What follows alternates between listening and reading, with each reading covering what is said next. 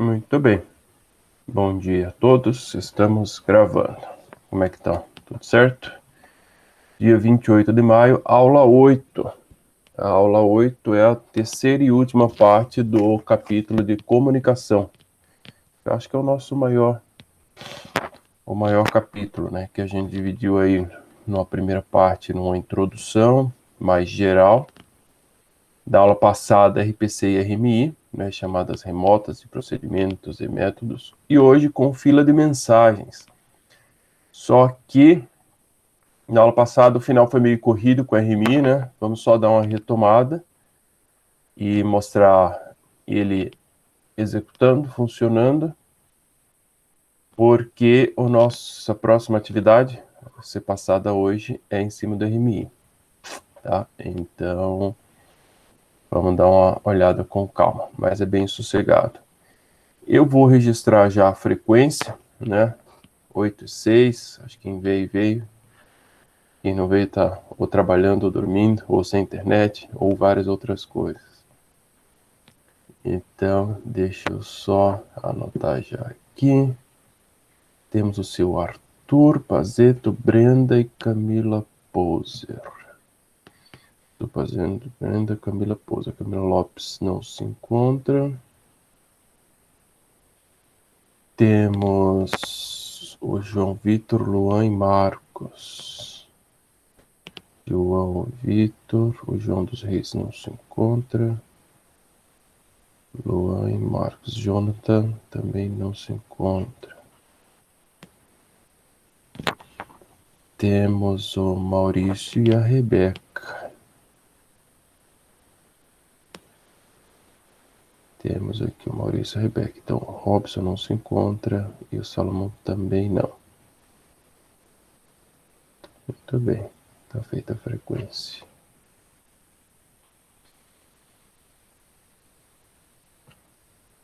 Pessoal, todo mundo me ouve, né? É que vocês são bem quietos, eu nunca tenho certeza. Só beleza, só para saber se estamos conectados. Então tá, hoje é aula 8. Temos mais 2 aulas antes da nossa avaliação, né? Aula 9 e 10, que é sobre serviços de nome. E aí a aula 11, o que seria a aula 11, é a nossa avaliação, que está prevista para o dia, vamos ver aqui, próxima sexta não temos aula, dia 4, né, recesso ali do feriado. Dia 11, a primeira aula de serviço de nomes, dia 18, a segunda aula de serviço de nomes, e então dia 25 de junho a nossa avaliação, que vai ser provavelmente através do SIGA, não tem muito o que fazer. Avaliação, prova tradicional, teórica, pouca coisa talvez de programação ou nada, muito voltado à teoria, baseado nos slides, né? Porque como a gente já conversou, a gente não vê tudo que tem no livro, não tem como. Então, o que deve ser estudado é o que está sendo visto, o slide como guia, mas obviamente deve ser aprofundado no livro, né? Só com slide não dá para fazer prova, ok? Mas a gente vai conversando um pouquinho mais sobre isso, mas já só reforçando aí a nossa provinha, que aí vai ser agendada no SIGA, provavelmente, ou praticamente que certo, nesse horário, né, da aula, das 8 às 9h30, 8 às 10 também, né, dá uma margem ali, e tem que ser feito durante esse tempo, prova individual, toda aquela história, tá? Vou reforçar isso, vou mandar logo uma mensagem, que eu sei, tem esses que nunca vêm nas aulas presenciais, eu não sei se não podem por conta de emprego, então para a gente ver o que pode ser feito. Professor, bem por isso, por acaso não teria como deixar pelo menos um dia para desenvolver a prova? É que assim, Marcos, a prova, ela é uma prova teórica, então um dia ela não se encaixa muito, só se for voltada mais realmente para programação, para atividade, só que aí vai, se eu faço uma prova para um dia, aí tem que ser uma prova bem mais pesada, né? Uma prova que vocês têm um dia para fazer, aí ela vai para um outro nível de prova. E eu estou mais para o nível tradicional, né? Uma prova que vocês fariam em sala de aula, claro, um pouco mais rebuscada, porque vocês têm toda a opção de consulta. Agora, se eu faço uma prova que eu deixo um dia para vocês fazerem, aí ela tem que ir para um próximo patamar de complexidade, né? É que, por exemplo, tem um esquema para fazer que você coloca lá e o cara, tipo, responde a hora que ele quer, né?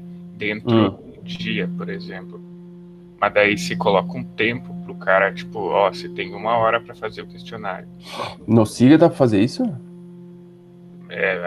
Que eu saiba assim. Ele tem 1 hora independente da hora que seja, é isso?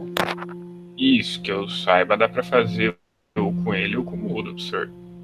Mas daí, Com ele assim, ou com o pelo quê? Com o menos. Moodle? Isso, pelo menos acredito que com isso dá uma aliviada, porque, tipo, pegar o horário certinho é arriscado, professor, hoje em dia. Assim, no remoto, né? Uhum. Mas o que os outros professores têm feito com prova?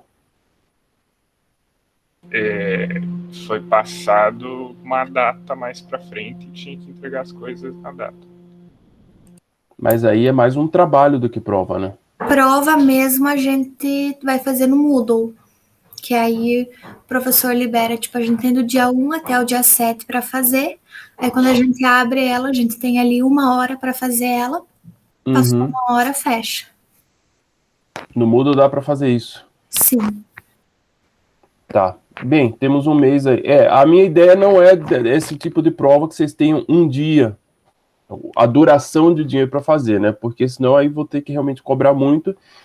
E eu acho que nesse momento não dá para a gente cobrar demais mediante o formato de aula que a gente tem.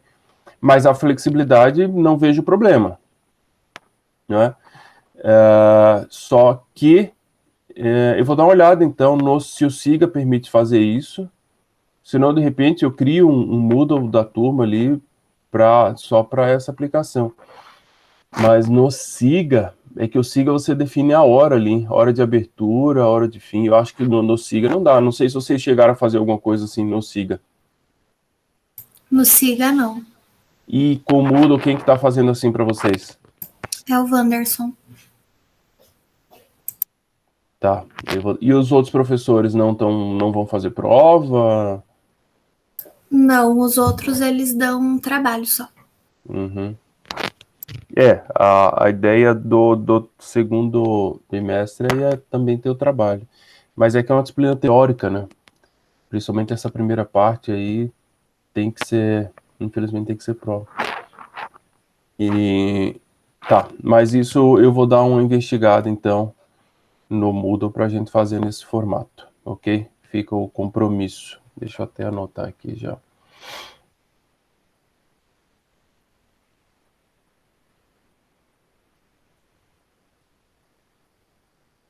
É que também eu penso assim, se fosse no presencial, o pessoal ia, né? Tem a hora lá, não tem muita opção, tinha que ir. Então, imagino, uma vez no semestre, 2 vezes no semestre, daria para a gente fazer esse esforço de estar todo mundo na mesma hora. Mas eu vou dar uma olhada. Teste, modo para prova.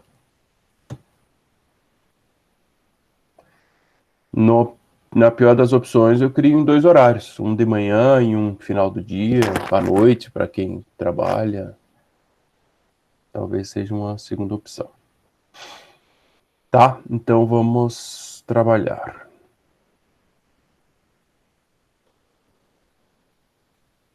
Deixa eu compartilhar aqui.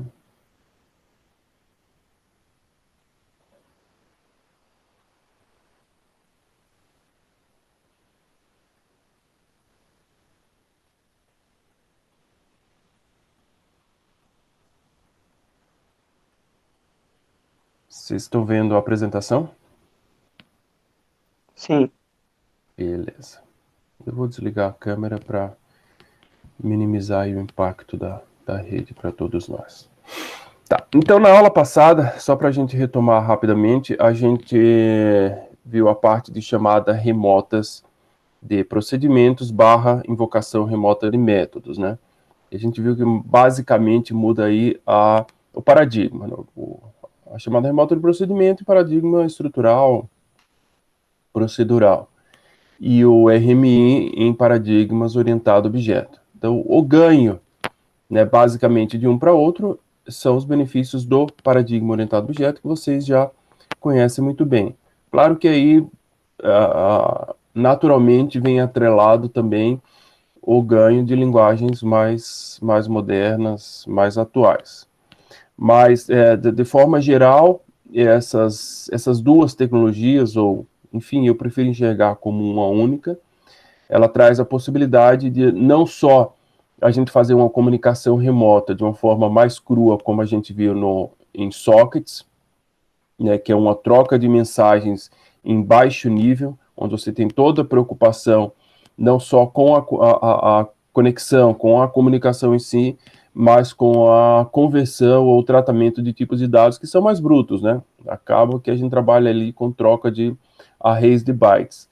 E quando a gente sobe um pouco o nível aí para a chamada remota de procedimento ou de método, a gente já tem a possibilidade de conversar aplicação direto com aplicação numa chamada desses procedimentos e funções num nível de abstração mais alto, como se tivesse em uma máquina local. Nesse contexto, a gente percebeu a necessidade de novas entidades que fazem essa comunicação, ou todo esse tratamento de verificar se é local, se é remoto, de empacotar e esconder esses detalhes, que são os apêndices, né, que ganham nomes mais sofisticados em inglês, eu acho, que são os stubs, ou detalhando um pouco mais os stubs e os skeletons. A gente viu a arquitetura do RPC, que ela é mais enxuta, a gente fez funcionar em C, né, que é a primeira implementação que foi feita ali ainda nos anos 80, muito no intuito, né, sempre de evoluir e facilitar a vida do programador. Né? Se a gente percebe toda a evolução do desenvolvimento de software, da engenharia de software, é sempre o quê? Facilitar a vida do programador. Para o programador ter mais qualidade de vida, não necessariamente, porque esse momento ainda não chegou. Parece que o programador trabalha cada vez mais. Mas que o desenvolvimento de sistemas, de uma forma geral, ele possa se concentrar na regra do negócio, né? É um sistema para um hospital, eu quero me preocupar com a parte do hospital. É um sistema acadêmico, eu quero a parte acadêmica. É um sistema de controle aéreo, eu quero me concentrar nessa parte, não ficar preocupado com conversão de dado, com comunicação, com integração, eu não quero me preocupar com isso. Então, toda a evolução, ela vem nesse sentido, claro, em busca de desempenho, segurança, todas aquelas outras coisas que vêm junto. E o surgimento da RPC e RMI foi nesse sentido, tanto que é uma tecnologia que ainda se mantém, né? Ela geralmente fica ali no background, às vezes a coisa já pronta, mas e a gente não percebe tanto, mas são tecnologias que se mantêm. Eu diria que principalmente o RMI, devido ao seu paradigma, a ser orientado a objeto, que é o que está mais em voga. Então, a gente viu algumas implementações, né, a mais famosa, a ONC-RPC, que é a implementação em C. Fizemos funcionar, a gente viu que é de um jeito muito prático, né, onde a gente define uma interface numa linguagem IDL padrão, e a partir dessa interface a gente tem um programa, né, o RPC Generator, que gera todos esses arquivos auxiliares, né, toda a parte de conversão, de skeleton e stub, para que a gente se preocupe com o cliente e servidor sem precisar mexer nessa parte. Então, nós programadores faríamos basicamente esses dois arquivinhos, esses dois programas, fazendo referência à biblioteca, ao cabeçalho que foi gerado, né, o .h, e minimamente programando a parte remota, né, com 2 linhas aí em cada programa para fazer a conexão, definir se é TCP, se é UDP, mas de fato nos preocupando com a regra do negócio, que no caso aqui era um programa simples, é uma calculadora. Bem, isso aí a gente já falou, não vamos rever tudo, né? Mais uma contextualização aqui para a gente entrar no ar.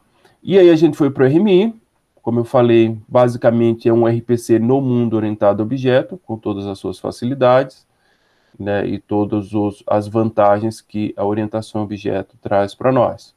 né, mantendo todas as características de herança, de polimorfismos, classes abstratas, interfaces, porque a ideia realmente é que a gente trabalhe como se estivesse de forma local, e a parte RMI seja o mínimo possível que a gente tem que desenvolver. Inclusive, o RMI Java, né, que é apenas uma das implementações RMI, ele evoluiu bastante ao longo dos anos.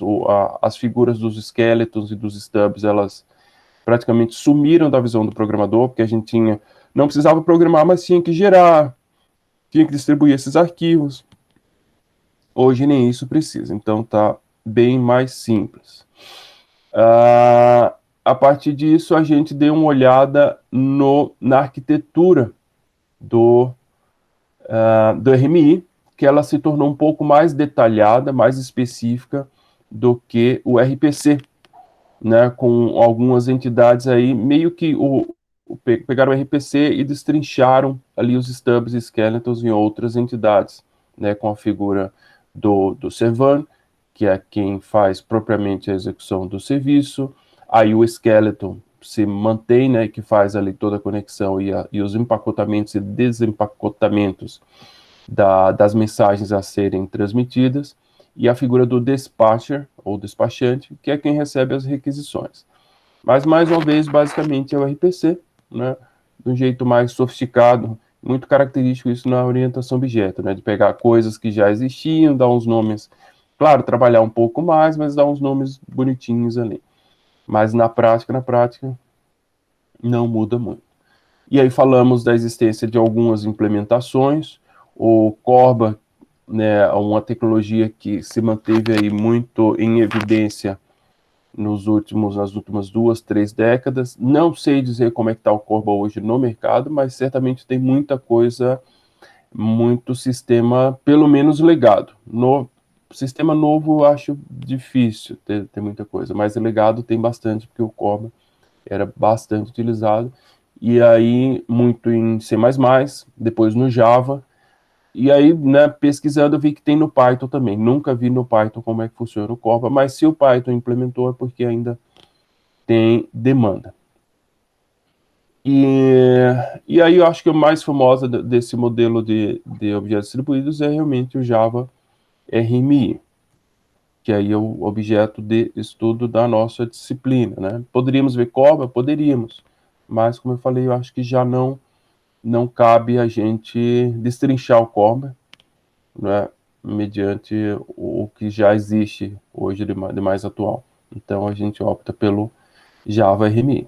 Então o Java RMI é nada mais do que uma implementação daquela arquitetura RMI de uma forma mais simplificada, né? Como eu falei agora, até ao longo da evolução do próprio Java RMI, ele se tornou mais simples, né? Eu lembro meu primeiro contato com o RMI ali, bem no início do Java, não era muito fácil fazer o negócio funcionar. Isso a gente está falando de 20 anos atrás.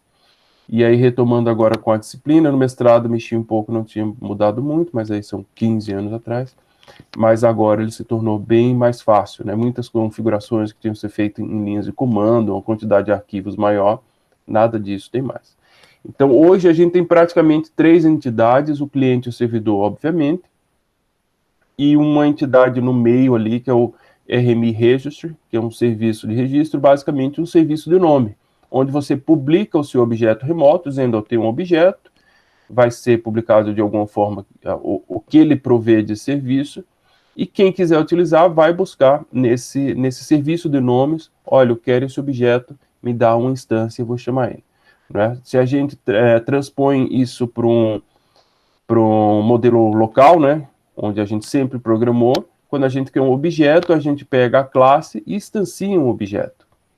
Né? Esse é o modo tradicional. No modo remoto com o RMI, você vai buscar uma instância que está publicada num lugar que ela já existe. Né? Então, você traz ela para o seu ambiente. Isso tudo publicado através de interfaces, né, definidas, que aí cliente e servidor devem conhecer. Então, graficamente, né, a gente tem uma arquitetura realmente simples. Um servidor aqui em azul, que publica o seu objeto através de um método bind, né? Se você dá um nome É muito nesse sentido, né, de tornar a coisa mais do mundo real, que é a proposta da orientação a objeto. Você passa o seu objeto e dá um nome, só aqui está o meu serviço calculadora, por exemplo, meu serviço contador, meu serviço cadastro, meu serviço previsão do tempo, né, tá ali, você pode acessar, é só buscar por esse objeto. O cliente que quiser vai buscar, através do método lookup, nesse serviço, que aí deve ser um serviço, esse RM Registry, obviamente conhecido, né, por seu IP e porta, para que o cliente possa apontar para ele, busca, obtém a instância desse objeto e chama e faz a chamada direta do cliente para o servidor. Então, esse serviço intermediário, essa caixinha verde aí, esse serviço de registro, um serviço de nomes, de uma forma, um conceito mais geral, ele está ali só para consulta, publicação e consulta. No momento que o serviço vai ser executado de fato, aí é direto entre cliente e servidor.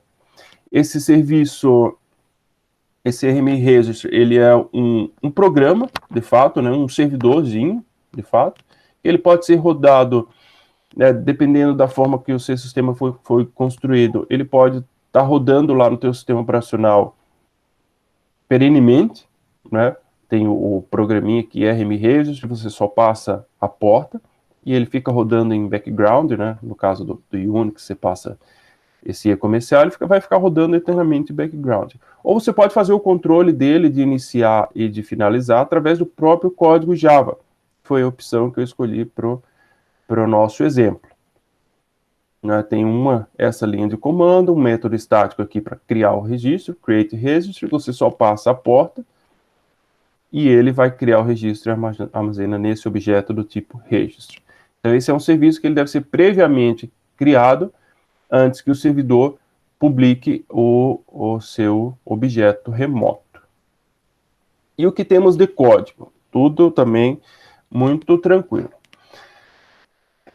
Para a gente montar um servidor de objeto remoto, um servidor RMI, primeiro a gente precisa criar o objeto remoto, né?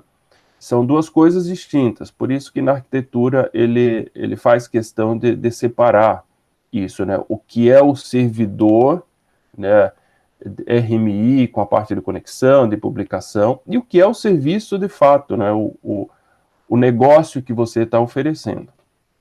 Então aqui a gente está criando um negócio. O nosso grande serviço, o nosso sofisticado serviço é um contador, né? Ele incrementa, quando a gente chama, incrementa um valor e a gente pode obter esse valor através do método obter valor.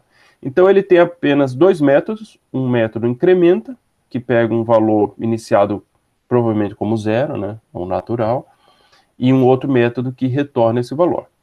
E aí eu defino isso nessa interface, porque essa interface, como tem a própria definição de interface, e também como a gente viu que todo o sistema distribuído, ele precisa de uma linguagem, a tal da IDL, né? Precisa de uma linguagem para definição desse serviço em comum.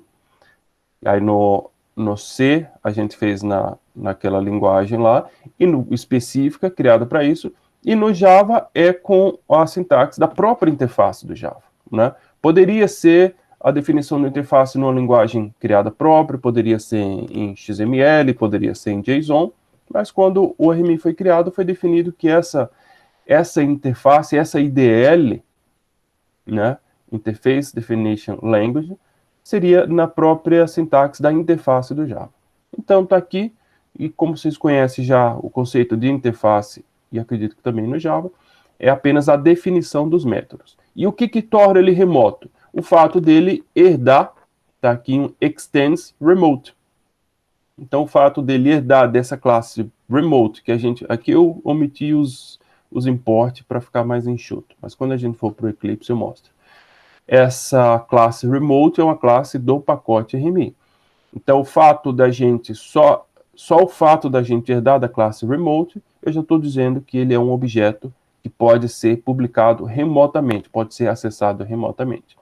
Aí eu implemento essa interface, né? Eu chamei a interface de contador distribuído, E a minha classe que eu vou implementar esses métodos através dessa interface, eu chamei de contador. Então, está aqui contador, implementes, contador distribuído, que é a minha interface. E aí eu implemento, a gente sabe do Java, né? A partir do momento que você dá um implements no interface, você se obriga a implementar, de fato, os métodos que, por enquanto, são abstratos.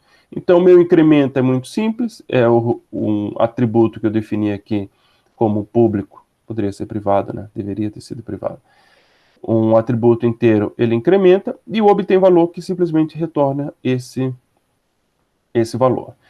Essa exceção lançada aqui, a remote exception, ela é uma obrigação. A partir do momento que você herda remote, todo o método definido, ele já te obriga a lançar essa exceção. Então, são essas vantagens, esses benefícios a mais que o RMI, né, de uma forma geral, que é orientação a objetos, já traz para a gente. Se a gente lembrar ali do RPC, esse controle, esse tratamento de exceção para uma falha de conexão, né, que vai ser sempre uma preocupação. Se a gente está num ambiente distribuído, a questão da comunicação, efetivamente, da conexão, sempre vai ser um problema, porque a gente sabe que ela cai, né? A gente passou isso em nossas aulas, e vocês devem passar em outras aulas. Então, a rede, a internet, ela está aí para cair, né? Ainda não é algo que é muito efetivo no seu funcionamento. Então, essas exceções são tratadas por esse motivo, porque cai, né? Um momento ou outro isso vai falhar, essa exceção é tratada. Então, aqui tem a definição do nosso serviço, que é um contador, a interface remota e a classe que implementa essa interface. Aí eu vou criar o servidor, né? O meu servidor é o programa que vai, de fato, executar, que vai pegar esse objeto remoto, vai instanciar ele e vai tornar ele público no serviço de registro, né?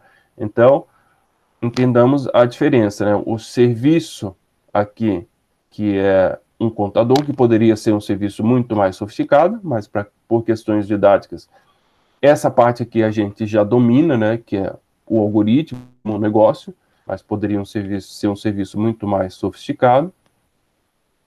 E essa é a parte RMI, de fato, da coisa, que instancia o objeto, não é, remoto, torna ele um objeto público e registra ele no servidor para que ele possa ser encontrado. E veja que isso é feito se a gente tira cabeçalhos e exceções, etc., isso é feito em 1, 2, 3, 4, 5 linhas. Então, como é que funciona? Primeiro, obviamente, eu crio a instância do meu serviço, que é o contador, então aqui está na linha 5. Na linha 7, eu faço uma definição, que aqui está em aberto, que poderia ser em arquivo de configuração, mas também pode ser aqui no Java. Eu só estou definindo o meu IP, então eu tenho essa propriedade aqui, java.rmi.server.hostname, e aqui eu passo meu IP, né, que eu posso colocar eles explicitamente, né, o meu, por exemplo, 92.168.108, como eu coloquei no exemplo que a gente já vai ver, executando, ou localhost. Então aqui é nada mais do que uma configuração. Até que para funcionar localmente nem precisaria.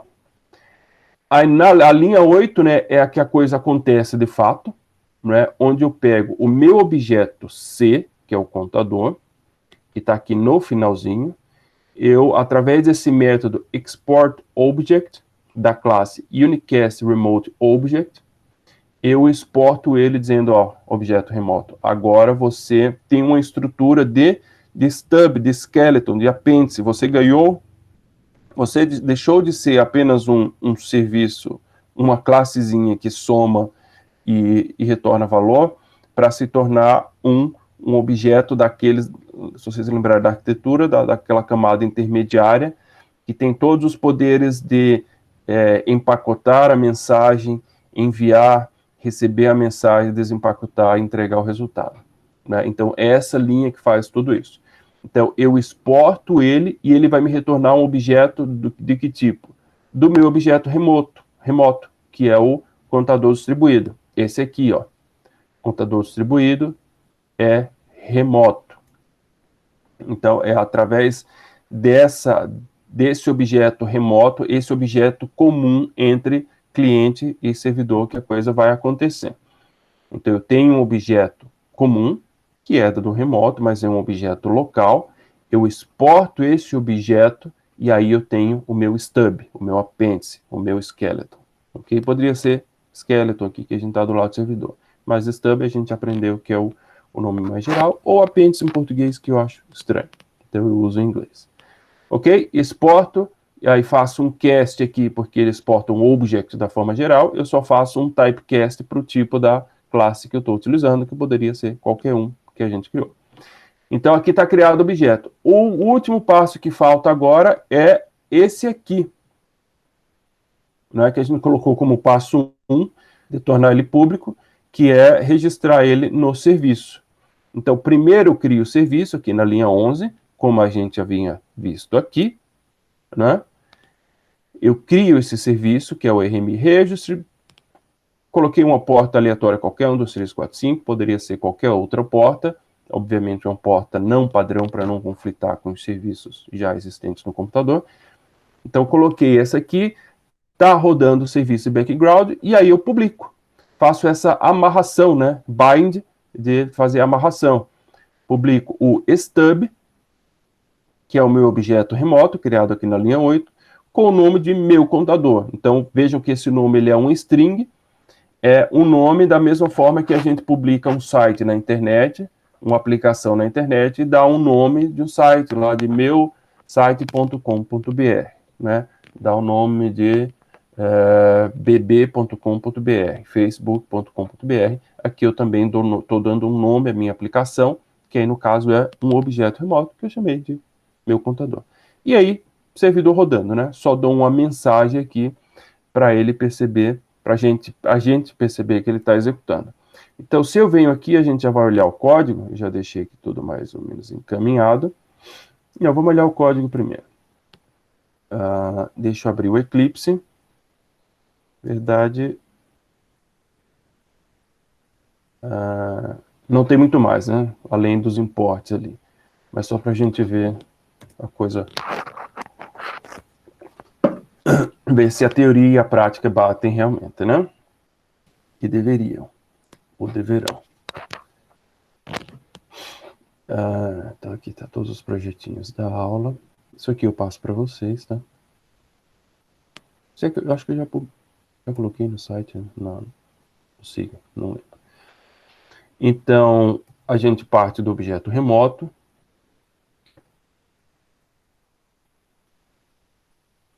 Né, aqui estão as duas classes que a gente portou, o Remote e o Remote Exception. Percebam que ele é do próprio pacote do Java, né, então a gente não precisa baixar nenhuma classe à parte, diferente da fila de mensagens que a gente vai ler vai ver daqui a pouco. Ali sim precisa. O contador implementando o objeto remoto, e aqui só tem o Remote Exception, e o servidor exatamente como está ali embaixo. Obviamente, a única coisa que eu alterei foi o meu IP, né? Como eu falei, poderia ser localhost, é um string, tá? Poderia ser localhost, mas eu optei por colocar já o IP. Se fosse um IP externo, né, vocês de casa poderiam tentar acessar. Como eu já falei que a gente faria se estivéssemos em laboratório. De resto, está tudo igual. Aqui os devidos imports, além daqueles dois que a gente já tinha visto. Então, o registry, que é o objeto do registro rodando, o locate registry, que é a classe que tem o método estático para criar esse registro. Veja que ele cria sim, né, e me retorna um objeto do tipo registry, que é onde eu faço as minhas publicações de objetos remotos. E o unicast remote object, que é, veja aqui do pacote servidor, server, que faz a exportação dele. Então, o Eclipse, como vocês devem saber, a partir do momento que a gente salva, ele já compila, né? Só voltar aqui. Então, essa é a minha pasta do projeto. O SRC, eu criei só um pacotinho cont.rmi. No bin, é onde ele joga as classes compiladas, né? Então, estão aqui as minhas 4 classes .class. Para executar, eu venho para o raiz e faço Java, vou aumentar aqui, Java contrmi.servidor. Servidor pronto. Então, se ele chegou nessa linha, é que a coisa funcionou. Muito bem. E, professor, não, depois a gente vai para os testes de acessão. Agora vamos para o cliente. O cliente é tão sossegado quanto. O cliente, como é só usar ali, a gente não fez nenhuma outra classe, a não ser o próprio cliente, né, que é uma classe simples, direto com o método main, que vocês também já conhecem. Então, a primeira coisa que o cliente precisa fazer, se a gente se lembrar da nossa figurinha, é o quê? Buscar o objeto que ele quer, para depois invocá-lo. Então, primeira coisa é se conectar ao RMI Registry, ao serviço de registro, ao serviço de nome. Então, a mesma linha que a gente criou, iniciou a linha de registro, a gente também faz aqui, mas aqui, ó, get registry, e aí eu tenho que formar o IP. Diferente esse aqui que eu estou criando ele localmente, e aí eu não preciso passar o IP, porque ele vai criar com o IP da minha própria máquina, que eu já defini. Esse cliente, ele está em outra máquina. Não, no nosso caso, né, está tudo aqui, mas na prática, realmente, no mundo real, ele estaria em outra máquina. Então, você precisa dizer qual o IP do servidor. Coincidentemente ou não, o IP aqui que a gente vai colocar é o mesmo. E aí, passo a porta, ele cria o registro. E aí, o registro, que aqui a gente fez um bind para amarrar, para publicar o serviço, agora a gente faz um lookup, um procurar. Qual o nome do serviço? Meu computador. A partir do momento que ele encontra esse objeto lá, e depois a gente vai fazer testes provocando erro, ele retorna o objeto do computador distribuído, que é o que a gente quer, fazendo o typecast, a mesma coisa. Ah, professor, e se eu não sei? Não, se você está chamando um serviço, como é que eu sei que tem que ser computador distribuído? Não, se você está chamando um serviço é porque ele é público, ele é conhecido. Então, esses detalhes de onde ele está publicado e qual o tipo de objeto e a interface você precisa ter, obviamente, né? Você não vai simplesmente adivinhar que serviço você está chamando. Você sabe o que ele quer, então essas informações previamente você tem que ter. E aí eu chamo os métodos. A partir do momento que eu tenho esse objeto que eu obtive a instância, veja que eu estou chamando aqui, ó, o obter valor, que ainda sem incrementar, provavelmente vai retornar 0, aí eu incremento e depois obtenho de novo. Então veja que eu estou usando um objeto, que eu chamei de stub, mas poderia ser C, conte, contador, qualquer coisa. Eu estou chamando um objeto que eu não instanciei ele. Né? A gente sabe que qualquer objeto em Java precisa de um new, para ele ser criado na memória, e daí a gente chamar os seus métodos. Isso não aconteceu em nenhum momento aqui no cliente. Por quê? Porque esse objeto já havia sido criado aqui na classe anterior, nessa linha 5, aqui ele foi criado, aqui ele foi tornado como um remoto, e aqui ele foi publicado. Então ele já existe remotamente, e a gente simplesmente obtém ele aqui através do RMI Registry, onde está esse objeto publicado. E aí, com esse objeto em mão, da linha 8, da 9, né? Não vamos considerar 8. Da 9 para baixo, a gente tem um programa 100% Java, né? Nada de RMI. RMI é você criar o servidor, buscar ele, se conectar ao servidor e buscar as instâncias que você quer. Então, é uma coisa muito, muito interessante, eu acho. Então, tá aqui o cliente. A única coisa que eu fiz foi colocar o IP. E daí segue normal, né? Procuro meu objeto e chamo os métodos. Então, vamos rodar só para confirmar que funciona. E depois a gente provoca os erros. Deixa eu só colocar se ele... Não, aqui não recebe nenhuma mensagem. Então, o servidor está rodando. Agora eu vou chamar o cliente. Java, contrmi, cliente.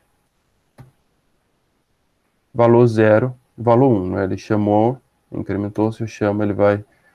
Como a instância ainda é a mesma, né? Você vê que objeto ele segue incrementando. Inclusive, se eu pego e rodo outro aqui, vou entrar lá na pasta, ensino, sistemas, desenv.rmi, bin, java.rmi, servidor não, o servidor já está rodando. Ó, ele segue porque é o mesmo objeto. A gente tem um objeto publicado, a gente está buscando a mesma instância, não é? Então, ó, 6 já está no 7, se eu chamo aqui, ele vai dar a sequência, ele já vai para o 8. Né? Então, isso prova que é um único objeto que está sendo utilizado. E é claro que a gente pode, primeiro, o servidor não está rodando. Vai funcionar, o cliente vai ficar esperando o servidor atender ele? Não, ele dá erro. Né? A gente sabe que é o serviço, e a gente viu as características e vai retomar agora na entrada do próximo assunto. O RPC, né, mais uma vez, está incluso o RMI, ele é um serviço síncrono. Ele precisa de ambas as partes, o servidor rodando e o cliente requisitando para a coisa funcionar. Enquanto não tem os dois agindo, ao mesmo tempo, ele não vai funcionar. E é bloqueante, né?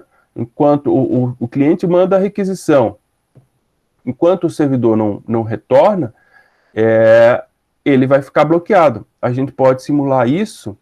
Deixa eu ver se eu consigo fazer aqui. Eu vou colocar, digamos que esse serviço é extremamente complexo, né? E aí ele vai levar, vou te colocar aqui um thread, sleep, colocar 10 segundos. Isso aqui é legal. Ele gera exceção. Ah, sim. Não, não quero. Eu quero tratar essa exceção, Eclipse. Me ajude, não me atrapalhe. As ferramentas estão para ajudar, né? Aí já engasgou tudo aqui. Aí o que eu faço? Eu acho que precisa de um try catch, não, professor? É um try catch. Eu queria que a ferramenta fizesse para mim, né? Mas aí a gente faz como os antigos e faz à mão mesmo, né? Para quem já programou em VI, vou colocar aqui. Beleza. Então vamos ver agora como é que vai ficar legal, né? Deixa eu colocar. Deixa eu diminuir isso aqui.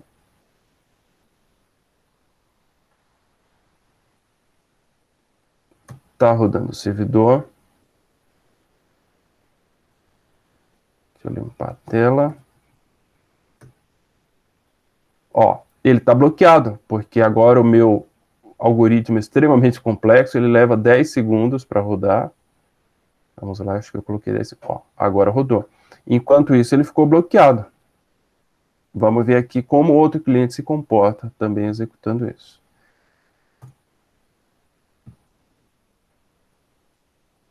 Ó, ele aceitou a requisição, os dois estão trabalhando. Não impediu do outro objeto ser atendido. Mas enquanto ele não tem a resposta, ele está bloqueado. Então, ele é síncrono e é bloqueante. E, obviamente, né, que qualquer erro aqui de configuração, vamos colocar outro IP, vamos ver que exceção ele vai gerar aqui.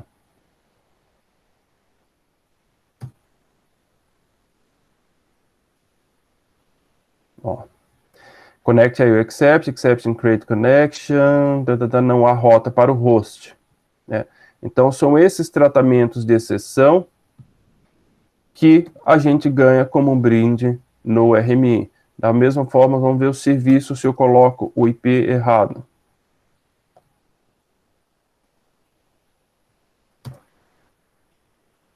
Ele até vai publicar, mas eu acho que não vai achar. Ele publicou como IP 109. Deixa eu... Vamos ver aqui 109 se ele vai. Opa, 100.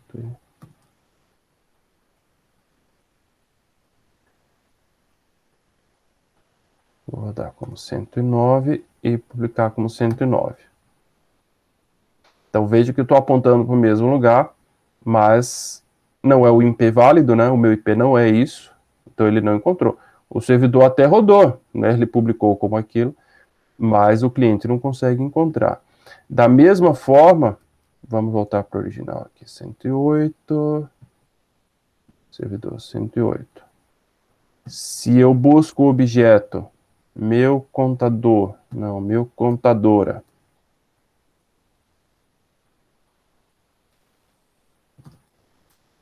eu rodo o serviço,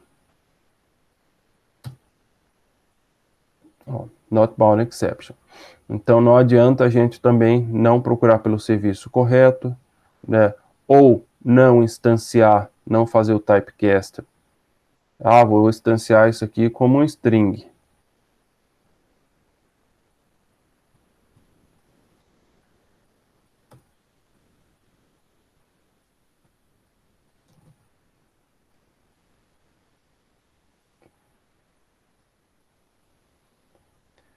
Cannot cast remote to string. Ah, que o string não é um objeto remoto, ele não vai deixar. Mas é um exemplo bobo também. De qualquer forma, a gente sabe que tem que conhecer. O cliente, ele precisa ter algumas informações básicas, né? Localização do servidor, obviamente, qualquer cliente sabe isso. O nome do seu serviço e a interface, né? Ele tem que ter conhecimento da interface, até para saber que métodos ele tem à disposição para usar nesse serviço remoto.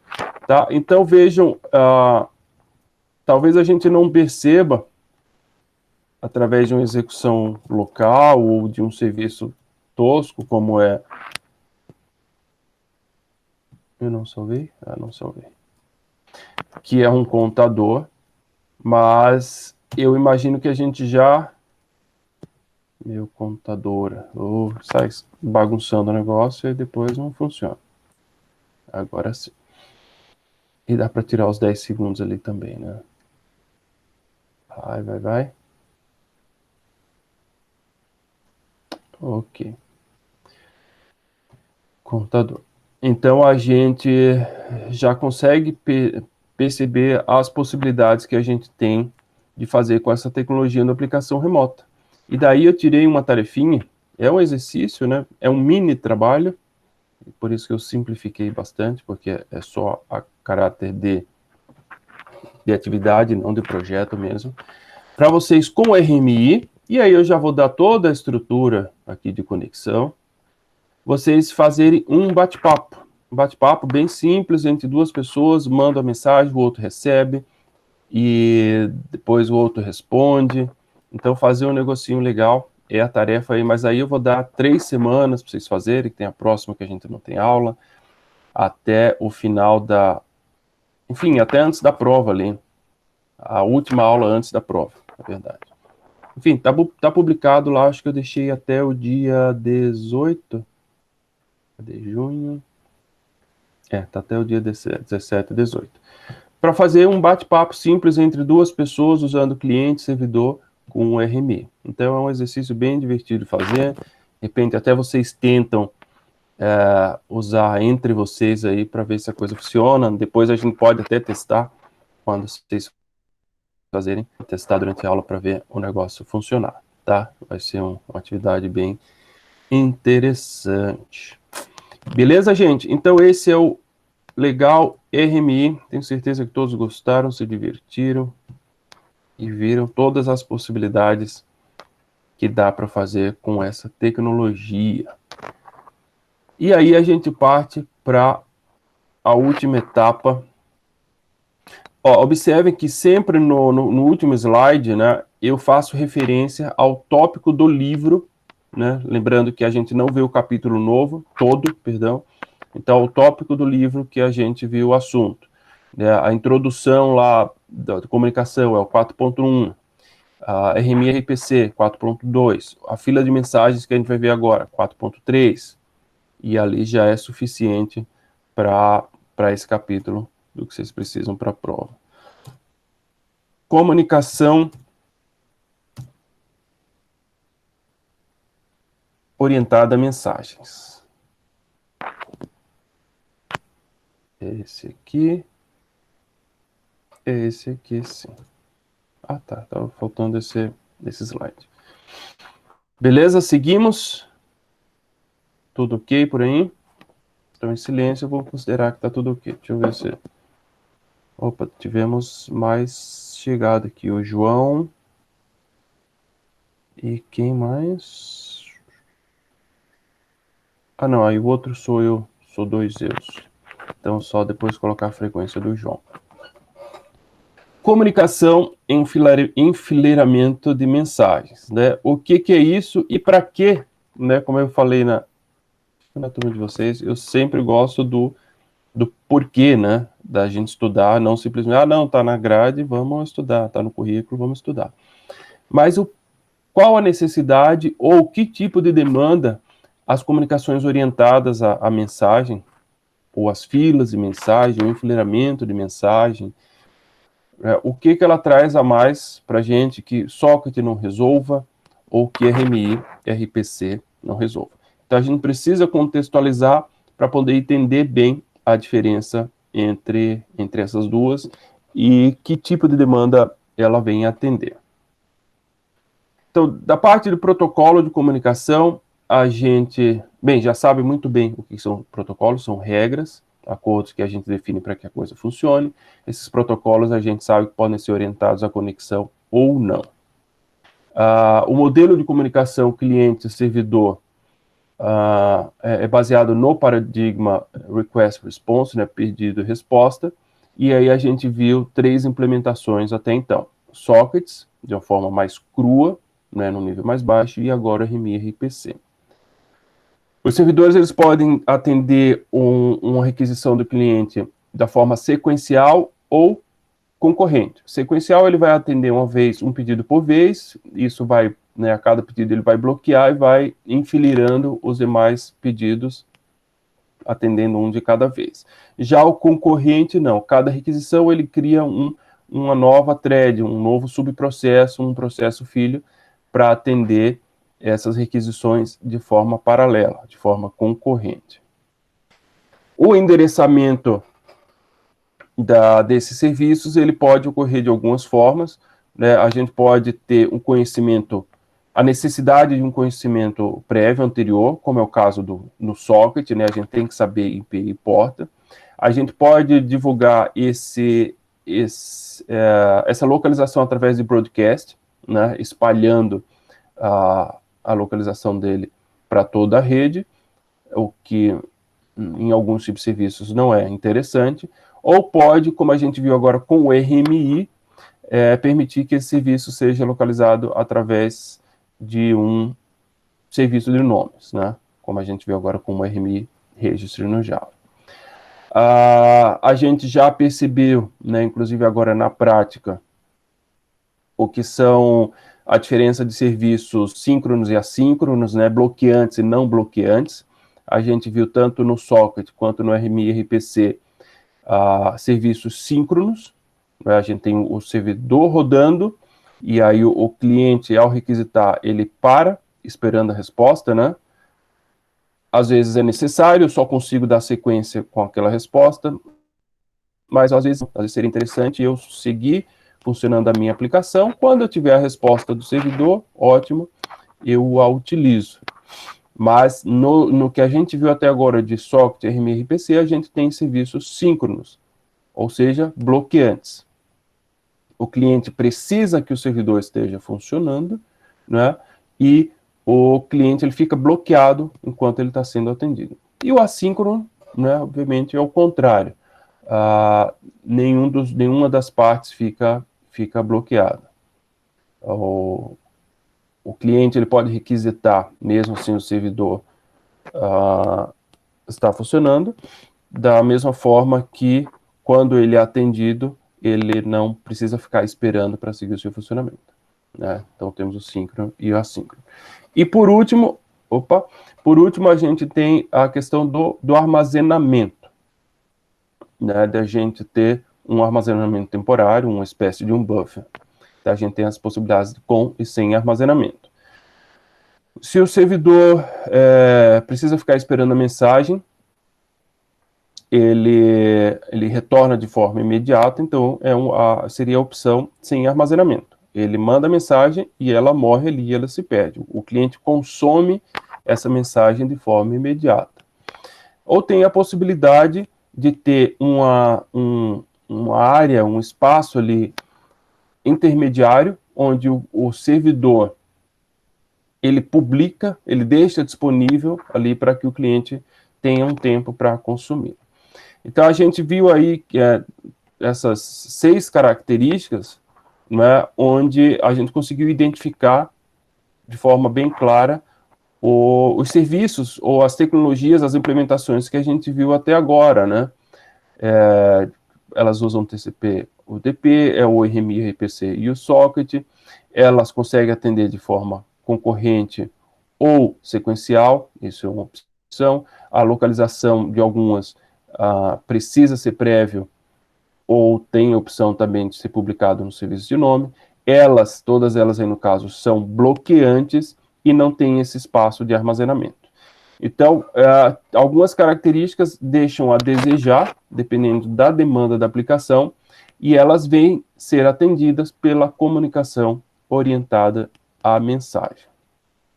Então, vamos começar buscando exatamente o que o RMI e o RPC não atende, que aí é o que a orientação à mensagem vai buscar atender. Então, tá aqui. Embora RMI e RPC contribuam para esconder a comunicação do sistema distribuído, de forma transparente, esses assumem que ambas as partes estarão ativas no mesmo instante para permitir a comunicação. Além disso, devido à natureza síncrona, o cliente fica bloqueado até que sua requisição seja processada, o que muitas vezes não é desejável. Então, a gente já tem 2 situações aí que, dependendo da aplicação, não é interessante. Primeiro, exigir que tudo esteja sempre funcionando, né? Nas requisições do lado cliente-servidor, e a outra questão, o fato de bloqueá-los, né? Enquanto a execução não finaliza. Então, imagine um processamento aí de forma, um processamento mais complexo, que ocorre de forma lenta, a gente ficar bloqueado. Muitos sistemas distribuídos e aplicações são construídos diretamente em cima do modelo simples orientado à mensagem oferecido pela camada de transporte. Para o melhor uso dos sistemas orientados à mensagem como parte de soluções de mídia, é importante entender como funciona a troca de mensagem nesse nível de transporte.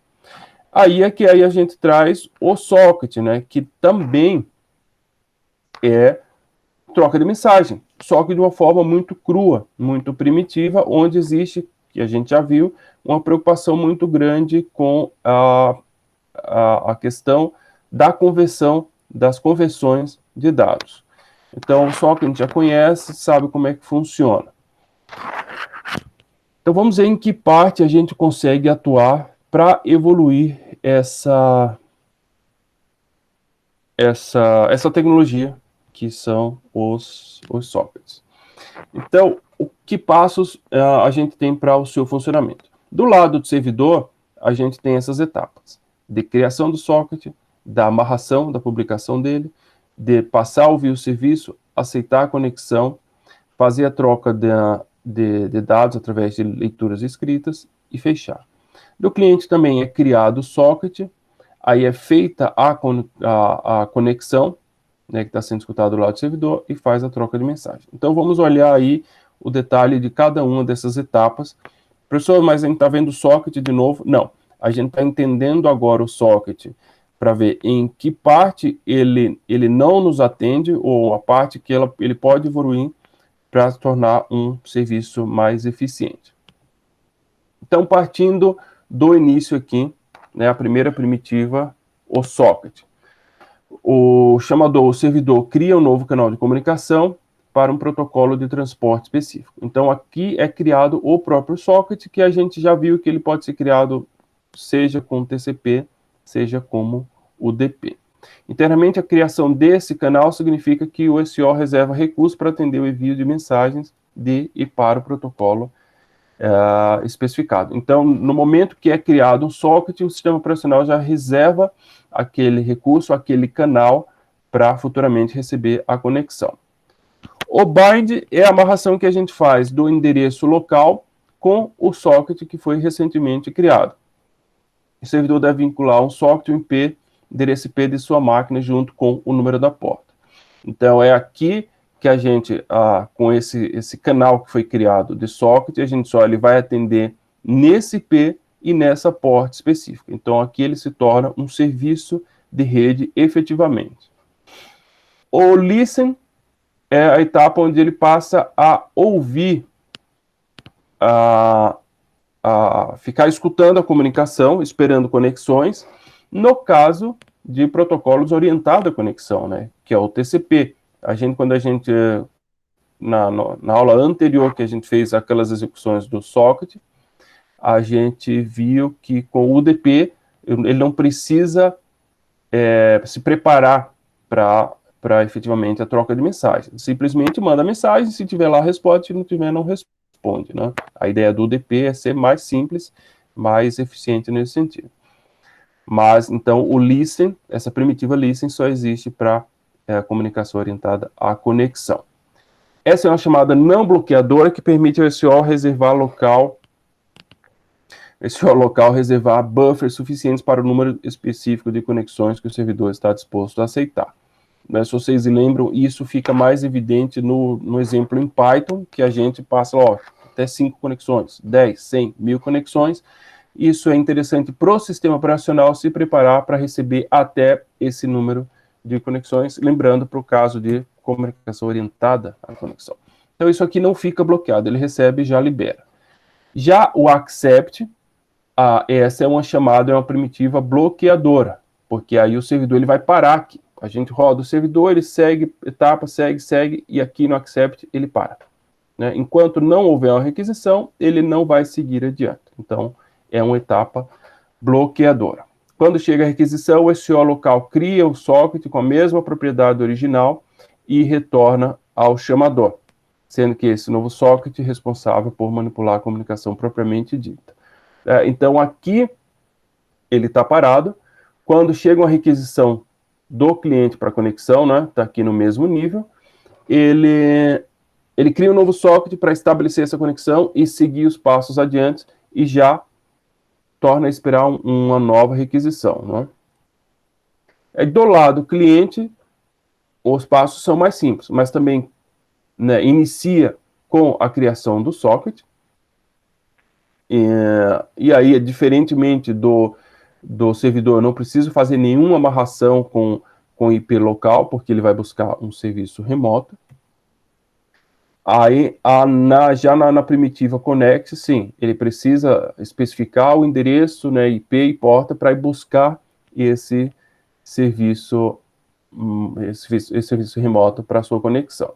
A partir do momento que é feita a conexão, né, aí a gente já tem socket com socket conversando, aí a gente pode partir para troca de informação através de métodos de funções read e write, ou send e receive. Então, a coisa de fato ocorre nesse ciclo aqui, né, aqui que a comunicação entre os dois se realiza com chamadas e retornos. Depois que é encerrada toda a parte do processamento da execução, a gente chama os closes para fechar ambos os sockets do lado cliente e do lado servidor. Professor, não vi muita novidade. Não parece que tem muita novidade do que a gente viu anteriormente, mas a partir dessa especificação foi possível implementações, que a gente vai ver agora, que simplificaram bastante o uso de socket. Né? E a gente vai ver que é uma tecnologia que tem tido bastante uso no mercado de forma prática mesmo. Essa biblioteca, chamada de ZeroMQ, o ZeroMQ, ou vocês vão encontrar na internet até no lugar do zero, o próprio símbolo do zero, né? Ela se torna uma alternativa muito mais interessante para se trabalhar com sockets, deixando alguns detalhes de lado e atendendo a algumas características que o socket cru, que a gente tinha visto ali com C e com o próprio Java, não atende. Então, isso aqui é uma biblioteca à parte que a gente precisa baixar, né? E aí depois a gente dá uma olhada no site do ZeroMQ, ele tem implementações para várias linguagens, Então a gente baixa a biblioteca e utiliza. Né, a biblioteca de abstração de alto nível, para trabalhar com socket, via mensagem processo P para um processo Q, para receber mensagens. O que é interessante desse aqui, que o socket, né, para a gente chegar no ponto chave dessa parte. O que ele oferece que a gente não tinha até então, que fez com que a gente revisse aí o socket? A comunicação assíncrona, né? Tanto o socket, quanto o RPC, quanto o RMI, a gente viu que a necessidade do serviço estar rodando, né, para que o cliente requisite. A gente até matou o serviço RMI, rodou o cliente, ele já deu exceção, morreu, parou a aplicação. Mas não precisa ser assim. Eu posso ter um cliente rodando background que faz a requisição do serviço. Se ele está rodando, executa e já pega a resposta, senão ele fica esperando, né? Qual é o problema disso? Então, esse Zero MQ, ele traz uma Zero MQ, ele traz uma implementação do socket que permite que isso seja feito. Além de permitir outros tipos de comunicação. Então, vamos ver o que ele oferece aqui. Primeiro, suporte à comunicação many-to-one, ao invés de one-to-one. Né? A gente sabe que a implementação padrão do socket é 1 para 1, né? Eu tenho o servidor ali e o cliente requisitando. Aqui eu tenho a possibilidade de many-to-one, ou seja, várias conexões para um serviço. A gente tem também a possibilidade contrária de one-to-many, que é o multicast, né? De um servidor publicar, enviar mensagens para vários clientes, vários outros nós da rede. E aí aqui a gente tem os tipos de protocolo que ele trabalha. Vários threads no único processo, e aí tem o protocolo em proc, processos em uma mesma máquina para rodar localmente o IPC, processos em máquinas diferentes utilizando o ETP, e o comunicação em multicast, que é esse EPGM. Então, ele já traz implementações próprias para diferentes tipos de comunicação, né? Seja mais simples, 1 para 1, 1 para vários, vários para 1, ele já traz tudo isso pronto. E aí ele tem a possibilidade de o request reply, né, que é a requisição cliente-servidor padrão, a implementação do tipo publish e subscribe, que é aquela que um servidor, a gente vai ver já com mais detalhes, que o servidor publica e o cliente vai buscar, ele se inscreve naquele serviço e ele, na medida da necessidade dele, ele vai buscar essa resposta e não precisa ser no mesmo momento que o servidor publica. Então, aqui ele tem a questão do buffer, tem a questão de não ser necessariamente síncrono, né? Pode trabalhar de forma assíncrona, e também o pipeline. Então, aqui a gente tem uma comunicação tradicional do socket, né? Faz um bind, envia mensagem, recebe resposta. E aqui a gente tem a implementação do Zero MQ através do TCP, e que permite uma conexão assíncrona.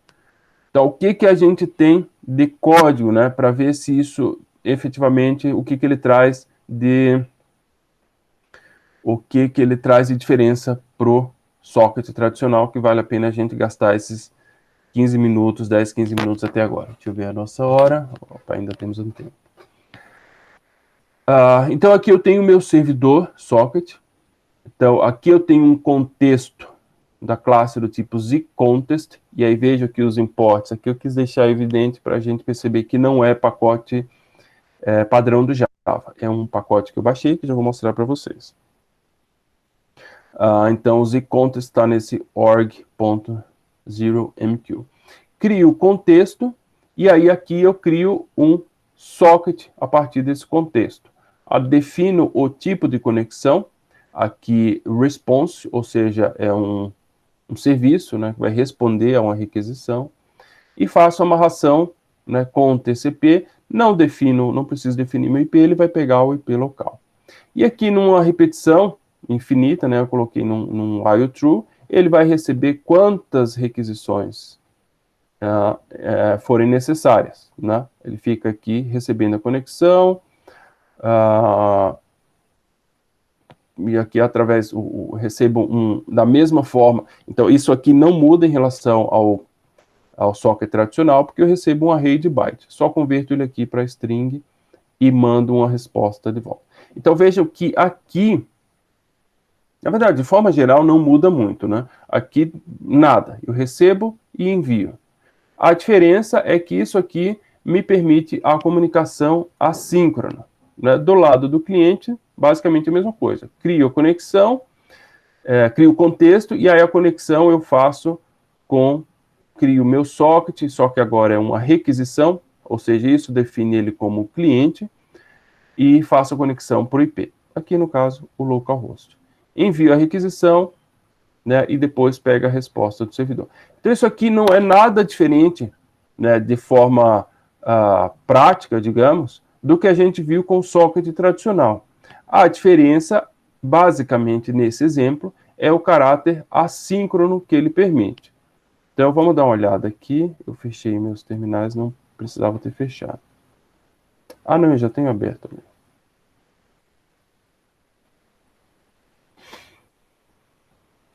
Vamos só dar uma olhada no código. Eclipse.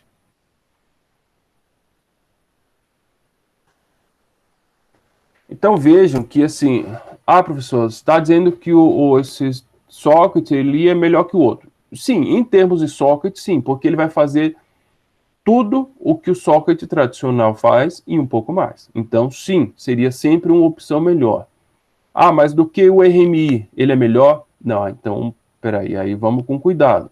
Porque o RMI permite a chamada remota dos métodos. O ZRMQ não. Ele vai entrar quando a sua necessidade é de mais baixo nível, de trabalhar com socket. E aí ele vai dar as vantagens a mais do que um socket tradicional. Mas se eu não preciso trabalhar nesse baixo nível, se eu quero trabalhar com chamadas de métodos, aí o RPC e RMI ainda se tornam melhores opções. Então, ainda são melhores opções. Então, deixa eu fechar aqui. Agora, deixa eu abrir esse projeto. E fechar esse aqui. Close Project. Ok. Então, aqui eu tenho o servidor, né? Exatamente como a gente viu ali. A diferença é que ele não precisa definir o IP, né? Ele já vai pegar o IP local. E aqui eu criei 2 clientes, né? Só para facilitar a execução. Poderia ter criado um main ali, instanciado os 2, mas só para facilitar mesmo. E aqui também é exatamente como está o código cliente. A diferença aqui é que eu criei um cliente para fazer 5 requisições, né? Numa repetição, dei um delay aqui de 1 segundo, só para dar tempo, né, como a gente fez no outro. E no outro cliente eu coloquei 10 requisições, né? Só isso aqui para dar uma diferença. A biblioteca que a gente precisa para executar esse 00MQ pro Java é o J, né? Todo Java é o J, né? Então, ao invés de ser 0, vira o 0, que eu estou usando essa 5.2 aqui. Tá? Se a gente pesquisar aqui 0MQ, eu vou para o site do Zero. Get Started, Documentation. Né? E aqui, vejo que ele tem implementação para tudo que é linguagem, pelo menos as mais famosas do mercado. C, C++, C Sharp, Java, Python, Ruby, Go, Node, Perl, Rust.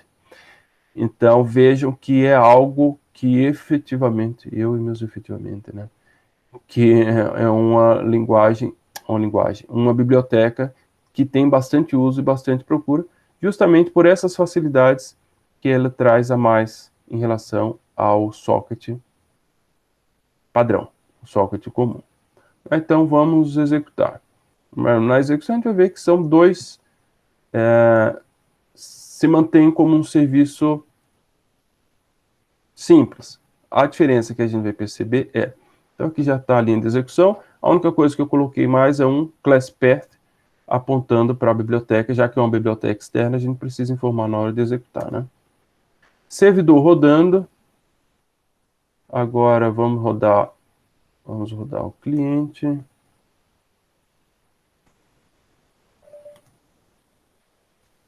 Vou dar o 2, que ele é mais longo. Está lá recebendo uma requisição. Olá Mundo 2, né, que é o que ele manda do cliente 2. O cliente 1. Então, ó, Olá Mundo 2 ele está atendendo o cliente 2 e o Olá Mundo 1 ele está atendendo 1. Tá? Então, está aceitando várias requisições e atendendo 2 ao mesmo tempo. Caiu o servidor. E olha aqui, isso que é o legal do negócio. O cliente não caiu. Eu não gerei uma exceção, ele não parou, não deu erro, né? Ele parou de receber a resposta porque o servidor caiu. Servidor roda.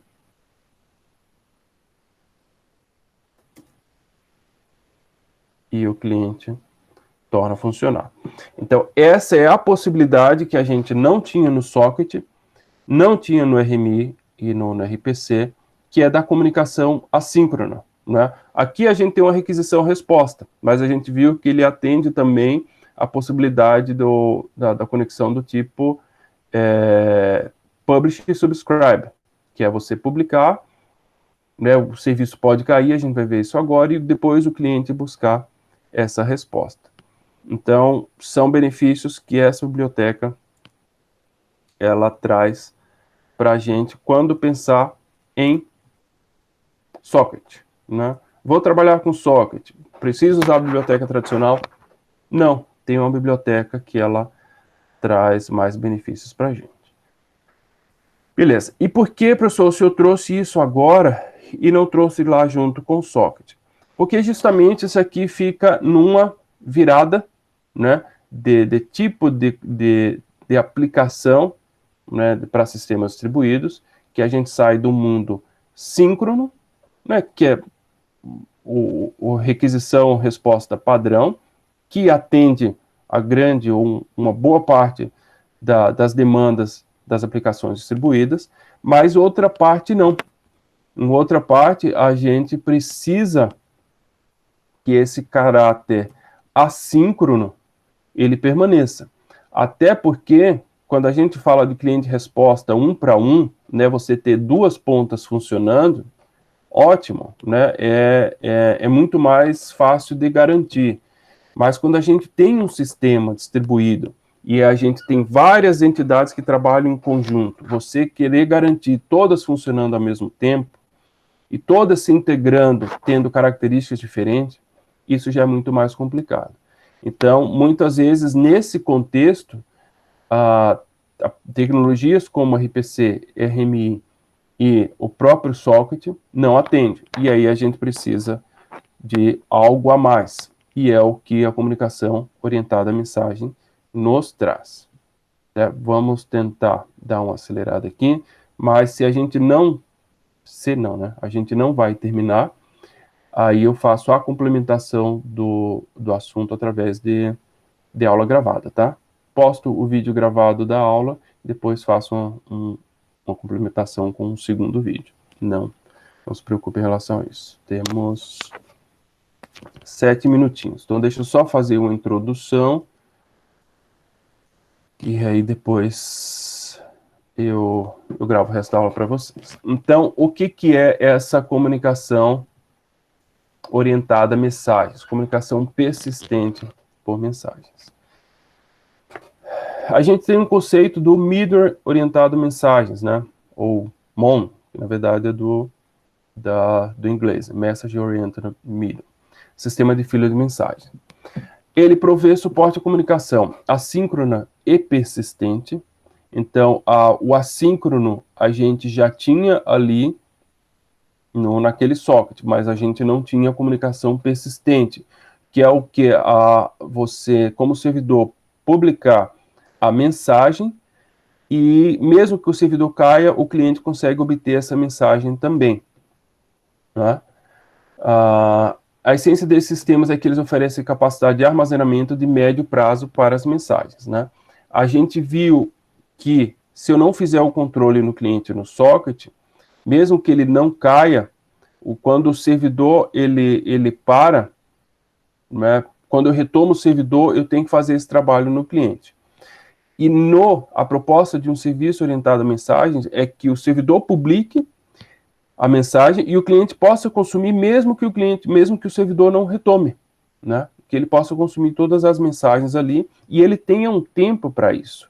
Porque quando a gente está trabalhando com sockets, como a gente fez agora, a gente tem só aquela janela de tempo da transferência dos dados para consumir aquela resposta do servidor. E já quando a gente vai por esse paradigma do orientado a mensagens, não, aí a gente já tem um tempo muito maior para consumir essas mensagens, por isso que ele é dito persistente. Então, a comunicação entre a aplicação ela é feita por meio de filas de mensagens. Então, professor, mas se o servidor ele cai, né, onde é que esses dados, né, que você está chamando de mensagens, mas são dados, onde é que eles estão? Né, onde é que o cliente vai buscar? Ele está espalhado na internet? Não. A gente vai ter entidades ali entre cliente e servidor, digamos, que são as filas de mensagens. São espaços onde essas mensagens vão ser publicadas, vão ser armazenadas. E por isso que elas se tornam persistentes, e ao invés de ter, como está aqui, segundos ou milissegundos, como é o caso do Sócrates, para a gente pegar essa mensagem, a gente vai ter um suporte de tempo muito maior. Mensagens podem ser roteadas por diversos servidores intermediários e ser entregues ao destinatário, mesmo que ele não esteja funcionando quando a mensagem foi enviada. Em princípio, cada aplicação tem sua própria fila particular para a qual outra aplicação pode enviar mensagem. Uma fila só pode ser lida por sua aplicação associada, mas também é possível que várias aplicações compartilhem uma única fila. Então, imaginem essas filas de mensagem como uma espécie de um banco de dados, que cada aplicação vai ter, né, para poder acessar as mensagens que são publicadas. Então, essa aplicação ela precisa estar associada a essa fila, ela precisa ter uma fila associada, mas também essa fila ela pode ser compartilhada entre mais de uma aplicação, o que também é muito comum. Tá, pessoal, a coisa está meio confusa ainda, né? A que se preza esse tipo de aplicação? Na minha cabeça, parece que Socket, RMI e RPC já resolve o que eu preciso em termos de sistemas distribuídos. Não, a gente vai perceber que não, principalmente quando a gente chegar daqui a pouco, pensar em várias aplicações muito distribuídas, né, e a gente falando no ambiente de rede, de WAN, né, com características bastante distintas, né? Não é à toa, e eu vou citar mais para frente novamente, que a gente tem ferramentas extremamente poderosas, né, e muito buscadas no mercado, como o pacote, o suite de serviços da IBM, que é o WebSphere. São vários serviços, todos nesse sentido aqui de integração de aplicações, e um serviço caríssimo, né? Quando eu trabalhava no Detran, né, eu já falei que sempre vai ser minha referência, quando eu trabalhava no Detran, foi cogitado a compra do WebSphere pela característica que o Detran tem, né, dessa necessidade de integração com outras entidades, né? O Detran, e eu vou citar isso num caso prático daqui a pouco, para vocês terem ideia, né? A gente vai licenciar o carro. Venceu o emplacamento do meu carro, vou pagar, né? Aí junto tem 3 taxas, né? Tem o licenciamento do Detran, tem o IPVA e tem o DPVAT. O DPVAT caiu, né? Mas, enfim, na minha época ainda tinha. Então, vejam que num único processo de pagamento, que é anual, né, infelizmente caríssimo, a gente está pagando 3 impostos distintos, que são de 3 entidades distintas, mas são cobradas por uma, que é o Detran. Então, parece que tanto o licenciamento, quanto o IPVA, quanto o DPVAT, caem para o mesmo órgão Detran. E não é assim. O licenciamento, de fato, é do Detran. O IPVA, ele é da Secretaria da Fazenda, da Cefaz, e o DPVAT é de um outro órgão de seguridade, que eu já não lembro. E aí fora que tem polícia, né, porque e município, porque aí você tem multa estadual, você tem multa municipal, multa federal, então você comunica com o município, com o estado e com o governo federal, e no meio disso tudo tem os bancos. Então, isso tudo numa única guia que você pega ali para pagar. Mas depois que você recebe o pagamento, você tem que dar baixa na Cefaz, tem que dar baixa no banco, você tem que dar baixa no DPVAT, que eu não lembro qual órgão, no município, no estado. Então, né, estou pegando a situação prática que a gente vivenciava para integrar sistemas, né, utilizava uma arquitetura, um banco de dados, a gente no Detran utilizava mainframe, o banco publicava os pagamentos através de arquivo texto, né, e como é que você vai integrar isso? Você vai fazer com um serviço, como a gente viu ali com o Socket, com o RPC, mandando uma mensagem, esperando resposta? Não, porque os prazos são distintos, né? Você paga, aí tem um banco que ele automaticamente já dá baixa no pagamento. Tinha banco que levava 2 dias, não sei como é que está hoje em dia, né? Mas na época levava 2 dias para dar baixa no pagamento, né? Aí você vai bloquear uma chamada, né? O cara está lá consultando para saber se o carro dele já está emplacado, né? Ele quer tirar o carro que foi apreendido. O sistema vai ficar bloqueado esperando essa resposta? Obviamente que não. Ele vai esperar que o banco mande uma mensagem para ele, tá aqui a mensagem, dizendo, ó, teu sistema, teu documento já foi dado baixa. Então, estou trazendo um caso que é muito real e que é muito essa situação aqui. E que o que a gente viu até agora de Socket, RPC, RPI e RMI não resolve, né? Porque a gente tem vários sistemas com tempos diferentes, com características diferentes, inclusive características não só de funcionamento, né, de cada órgão, de cada entidade, mas características da própria aplicação, de diferença de dados, diferença de arquitetura, tudo aquilo que a gente viu. Então, a complexidade, me acreditem, é tremenda. E eu falo isso por ter vivenciado. Então, é num contexto desse, e que é muito comum, e eu acho que cada vez comum, né, vocês podem imaginar aí, sei lá, uma comunicação entre uma indústria que fornece peças para outras, né? O cara fornece peças para indústria automobilística, ele produz bateria, produz airbag. Então ele tem uma comunicação aí com vários fornecedores, intermediários ou montadoras diretamente. Então como é que funciona essa comunicação? Então quando você tem um sistema muito diverso, né, com várias entidades assim, é um contexto próprio para a gente trabalhar com o sistema de mensagens. Então está aqui, quando utilizar, quando as páginas estiverem conectadas por meio de one-on-one, né, isso hoje é básico, cuja probabilidade de desconexão temporária não for desprezível. Então a gente tem toda a possibilidade de queda de rede e todas essas características que eu citei agora há pouco. Estourei meu tempo, me perdoem, não sei se tem alguém aí, eu não estou falando sozinho.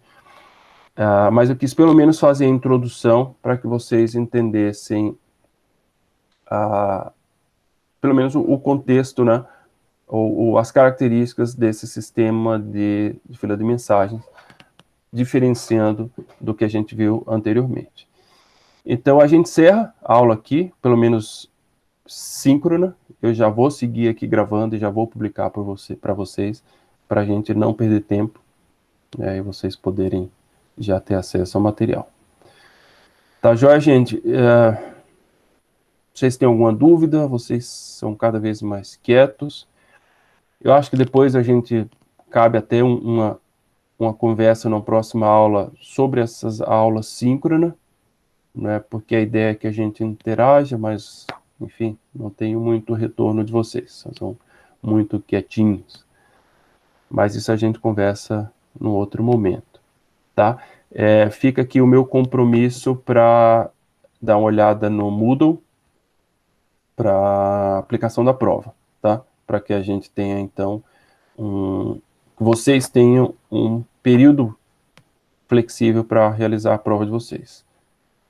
Professor, posso tirar uma dúvida? Claro. Opa, então a prova eu agradeço. vai ser mais a prova vai ser mais então teórica do que vai.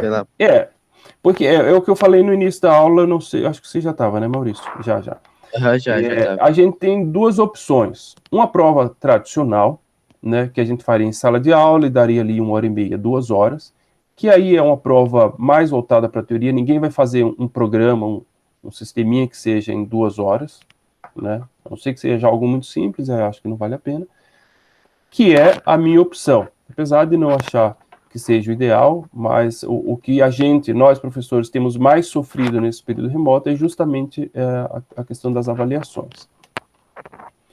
Ou a gente poderia ir para algo mais complexo, né? Vai voltado para programação, que aí eu entendo que é mais um trabalho, um projeto do que prova, né? E aí eu acho que esse momento ainda a gente não tem tudo o que precisa para fazer um projeto legal. Por isso que eu deixei o trabalho para o segundo bimestre. Para o segundo bimestre tem o trabalho e mais uma provinha, né? Eu acreditando que a gente vai voltar, né, para o presencial antes de concluir. Se a gente não voltar, o que infelizmente é o mais provável, podemos até repensar e aí ter só o projeto, né? A gente faz a prova teórica agora e no segundo bimestre a gente faz o projeto. É uma possibilidade, né? Só que aí o projeto vai ficar com um peso bastante alto. E aí, certamente, a complexidade da cobrança também aumenta, né? Mas é uma possibilidade. Só que agora, sim, essa parte teórica, eu entendo, né? Tem muita coisa maçante, muita coisa chata, mas ela é extremamente importante, me acreditem. Então, eu preciso que vocês estudem isso. E, infelizmente, querendo ou não, uma forma de vocês, até mesmo se obrigarem a estudar, é com avaliação, né? Então, assim, vocês pegam e leem com cuidado, porque é uma teoria que não pode, às vezes, não parecer, mas ela é extremamente importante. Então, a gente mantém essa prova teórica, pelo menos no primeiro bimestre. No segundo bimestre, a gente discute e repensa, vê se vale a pena. Mas, para agora, sim. Então, programação, no máximo, vai ter um trecho de um código lá em Socket, RMI, eu peço para explicar aquilo, né? Então, isso talvez ocorra. Mas para eu pedir para vocês desenvolverem, não é a questão, né? Ninguém vai comprovar nada que sabe ou que não sabe programar em sistemas distribuídos em 1 e meia de prova. Eu não vejo assim. Na verdade, eu nem gosto muito de prova. Mas o caráter que hoje nos impõe de remoto e a necessidade que vocês notam, né? A gente chega a esse termo, que eu não sou muito fã, mas que é o que nos resta de opção. Ok? Então, sim, prova teórica. A única coisa que eu vou tentar fazer é aplicar ela via Moodle para que vocês tenham flexibilidade na hora da execução da prova. Respondido, Maurício? Respondido sim. Desculpa, eu abri a câmera sem querer. Não. Eu gostaria que vocês abrissem a câmera. Eu queria saber se vocês estão acordados, se vocês estão aí. Porque, olha, falar 1 h 30 sozinho aqui não é nada fácil. Por isso que eu, né, numa próxima aula aí, para não tomar mais o tempo de vocês, eu quero rediscutir realmente se a aula síncrona não vale a pena. Né, como é que está sendo as outras aulas, se vocês propõem alguma alteração. Porque, para mim, isso é uma aula assíncrona com público. Né? Uma aula síncrona, a gente acabou de estudar síncrono e assíncrono, né? O síncrono, ele tem requisição e resposta. E a comunicação está só unidirecional. Então, não sei se vale a pena a gente manter. Apesar que o próximo assunto, semana que vem, já é assíncrono, né? Serviço de nomes, então a próxima aula aí é para ser, as 2 próximas aulas é para ser assíncrona. Aí depois da prova a gente teria aula síncrona com a parte de sincronização. Sincronização, piada pronta. Mas aí eu quero ver com vocês se interessa manter a aula síncrona, se vale a pena. Ok? Mas seria isso, gente. Não sei se vocês têm aula agora, senão eu já estou atrasando vocês. Eu vou encerrar a gravação. Tenham um bom final de semana, um bom descanso. Estudem, tá? Porque, bem, a prova... Falei, eu não gosto de prova, não faço prova para reprovar,